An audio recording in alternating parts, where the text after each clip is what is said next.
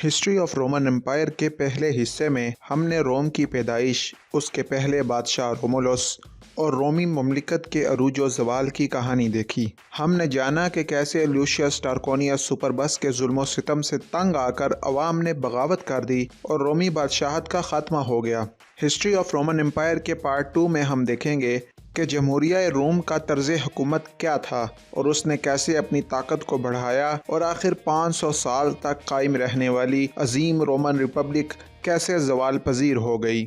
Roman republic Saint کے تحت چلتی تھی۔ رومن سینٹ قدیم روم کا ایک طاقتور سیاسی ادارہ تھا جو ابتدائی طور پر مشاورتی کونسل کے طور پر رومی بادشاہت کے دور میں قائم ہوا، جو کہ اشرافیہ یعنی پیٹریشین طبقے کے بااثر افراد پر مشتمل ہوتا تھا۔ ابتدا میں اس کے ارکان کی تعداد 100 کے قریب تھی، لیکن وقت گزرنے کے ساتھ ساتھ یہ تعداد بڑھا کر 300 اور بعد میں جمہوریہ کے دور میں 600 تک جا پہنچی۔ سینٹ میں موجود ارکان زیادہ تر سابقہ مجسٹریٹس ہوتے تھے جو زندگی بھر کے لیے اس ادارے کا حصہ بنتے تھے۔ سینٹ کا کام ریاستی پالیسیوں پر مشورہ دینا، جنگ و امن کے فیصلے کرنا، بجٹ کا انتظام سنبھالنا اور قانون سازی کے حوالے سے اپنی سفارشات پیش کرنا تھا۔ سینٹ کے فیصلے براہ راست قانون نہیں بنتے تھے، لیکن چونکہ سینٹ کے ارکان زیادہ تر بااثر اور تجربہ کار ہوتے تھے، اس لیے ان کے مشوروں کو بہت اہمیت دی جاتی تھی۔ سینٹ نے روم کی ترقی میں کلیدی کردار ادا کیا۔ اس کی دانشمندانہ حکمت عملیوں نے روم کو پہلے اٹلی اور بعد میں بحیرہ روم کے گرد و نواح میں ایک وسیع سلطنت میں تبدیل کر دیا۔ سینٹ نے جنگی حکمت عملی تیار کی، سفارتی تعلقات قائم کیے اور ریاستی وسائل کو منظم کیا، جس کی بدولت روم ایک بڑی طاقت کے طور پر ابھرا۔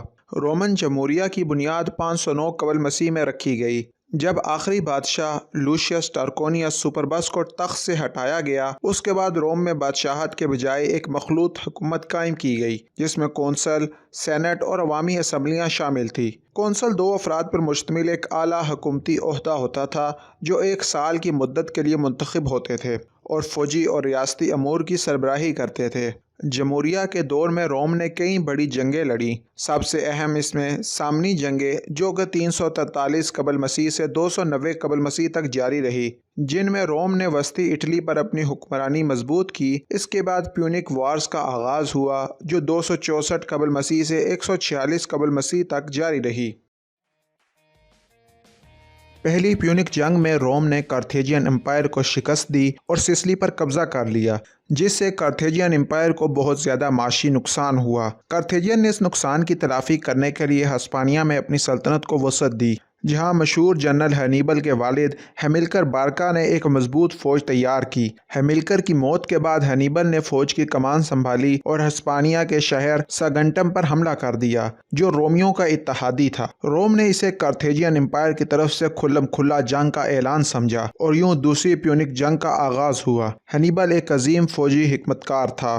اس نے ایک حیران کن قدم اٹھایا اور اپنی فوج کے ساتھ ایلپس پہاڑوں کو عبور کر کے اٹلی میں داخل ہو گیا، جسے ناممکن سمجھا جاتا تھا۔ اس کی فوج میں 50,000 سے زیادہ سپاہی اور 37 جنگی ہاتھی شامل تھے۔ روم کو اندازہ بھی نہیں تھا کہ ہینیبل اتنی جلدی اٹلی پہنچ سکتا ہے۔ ہینیبل نے اٹلی پہنچتے ہی رومیوں کو ایک کے بعد ایک کئی جنگوں میں شکست دی، جن میں 218 قبل مسیح میں بیٹل آف ٹریبیا، 217 قبل مسیح میں بیٹل آف لیک ٹریسیمین اور 216 قبل مسیح میں بیٹل آف کینی شامل تھی۔ بیٹل آف کینی میں خاص طور پر روم کو اتنی بری شکست ہوئی کہ روم کے 80,000 سپاہیوں میں سے تقریباً 50,000 سپاہی ہلاک ہو گئے اور جنگی تاریخ میں آج بھی اسے ایک عظیم جنگ سمجھا جاتا ہے۔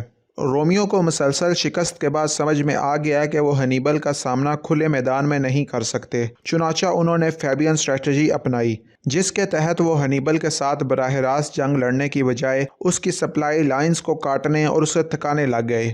رومی جنرل پبلیس کارنیلیس سیپیو نے ایک زبردست حکمت عملی اپنائی۔ اس نے ہینیبل کو اٹلی میں چھوڑ کر کارتھیجین امپائر کے علاقے اسپین پر حملہ کر دیا۔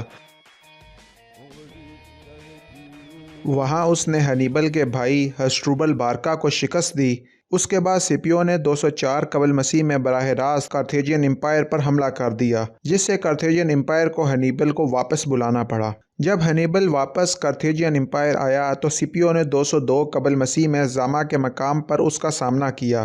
سیپیو نے ہینیبل کی جنگی ہاتھیوں کی چال کو ناکام بنایا اور کارتھیجین فوج کو مکمل طور پر شکست دے دی۔ اور اس کے نتیجے میں کارتھیجین امپائر کو روم کے سامنے ہتھیار ڈالنے پڑے۔ کارتھیجین امپائر کی رومیوں کے ہاتھوں اس شکست کا نتیجہ یہ نکلا کہ ان کو رومیوں کے ساتھ ایک بہت ہی ذلت آمیز معاہدہ کرنا پڑا۔ کارتھیجین امپائر کو نہ صرف رومیوں کو بہت زیادہ تاوان ادا کرنا پڑا بلکہ اپنی فوج کی تعداد کو بھی محدود کرنا پڑا۔ کارتھیجین امپائر کی تمام تر سمندری طاقت کو ختم کر دیا گیا اور ان کو ہمیشہ کے لیے روم کے ماتحت بنا دیا گیا۔ اس کے علاوہ ہنیبل کو جلاوطنی پر مجبور کر دیا گیا اور بالآخر 183 قبل مسیح میں اس نے اپنے آپ کو دشمنوں کے ہاتھ لگنے سے بچانے کے لیے زہر پی لیا۔ دوسری پیونک جنگ کا خاتمہ رومیوں کی فتح کے ساتھ ہوا۔ دوسری پیونک جنگ میں فتح کے بعد روم بحیرہ روم کی سب سے بڑی طاقت بن گیا اور کارتھیجین امپائر کی طاقت ہمیشہ کے لیے ختم ہو گئی۔ اس کے بعد رومیوں نے مزید فتوحات حاصل کی اور مشرق میں یونانی سلطنتوں اور مغرب میں ہسپانیہ پر بھی قبضہ کر لیا، جس سے رومی سلطنت مزید طاقتور ہو گئی۔ اتنی فتوحات اور اتنی عظیم طاقت کے باوجود 500 سال تک قائم رہنے والی عظیم رومن ریپبلک زوال پذیر کیسے ہو گئی؟ اس کی وجوہات کیا تھی؟ یہ سب جاننے کے لیے ہمیں اس وقت کے روم کے سوشل سٹرکچر کو سمجھنا پڑے گا اور روم کی معیشت کے بارے میں کچھ جاننا پڑے گا۔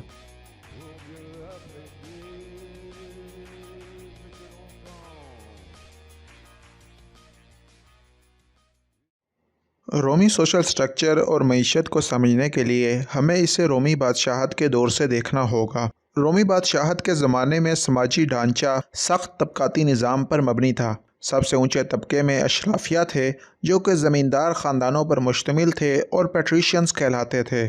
ان کے پاس سب سے زیادہ اختیارات اور دولت تھی اور وہی زیادہ تر حکومتی عہدوں پر فائز ہوتے تھے۔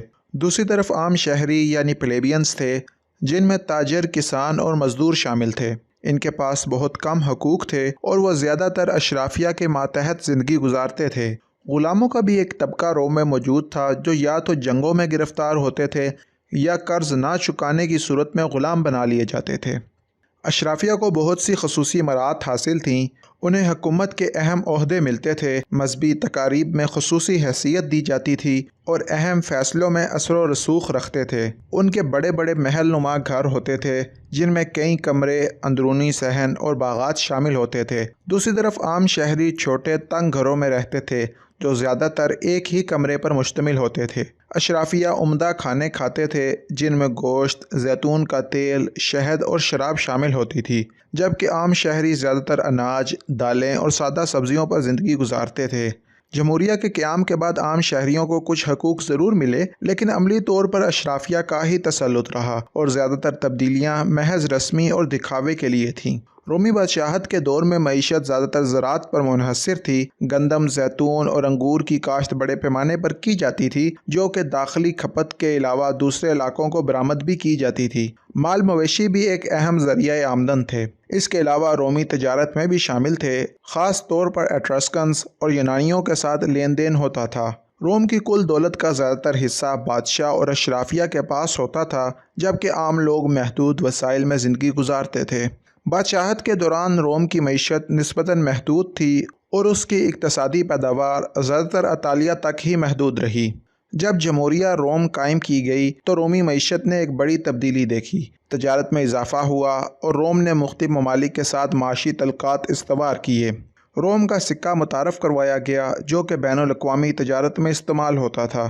سلطنت کی توسیع کے ساتھ روم نے غلاموں کی ایک بڑی تعداد کو شامل کیا جو زراعت اور صنعت میں کام کرتے تھے۔ یوں پیداوار میں اضافہ ہوا۔ بحیرہ روم کے مختلف حصوں سے رومی اشیاء کی برآمدات بڑھ گئیں اور روم کی معیشت مضبوط تر ہو گئی۔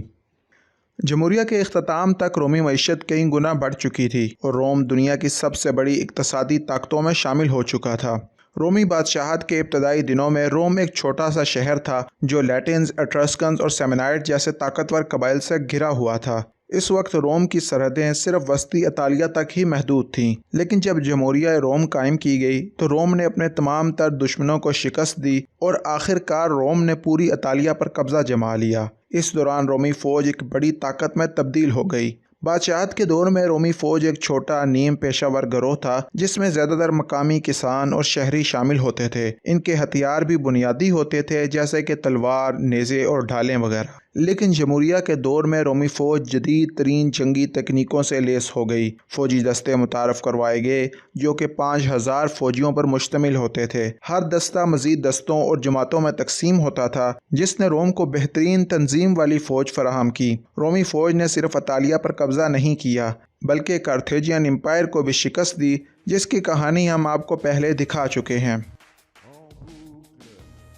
رومن ریپبلک کے آخری دور میں روم کو داخلی انتشار اور خانہ جنگی کا سامنا کرنا پڑا۔ جولیس سیزر نے 39 قبل مسیح میں اپنی فوج کے ساتھ روم پر چڑھائی کی اور اقتدار پر قابض ہو گیا، جس کی پوری کہانی ہم آپ کو پچھلی ویڈیو میں دکھا چکے ہیں، جس سے جمہوریہ کا زوال شروع ہوا۔ 44 قبل مسیح میں سیزر کے قتل کے بعد اس کے پیروکاروں اور سینٹ کے حمایتیوں کے درمیان خانہ جنگیاں ہوئی اور آخرکار 27 قبل مسیح میں آکٹیوین نے اقتدار پر قبضہ کر لیا اور اگسٹس کے نام سے روم کا پہلا شہنشاہ بن گیا، اور اس طرح رومن سلطنت کی بنیاد رکھی گئی اور اس کے ساتھ ہی 500 سال تک قائم رہنے والی رومن ریپبلک کا خاتمہ ہو گیا۔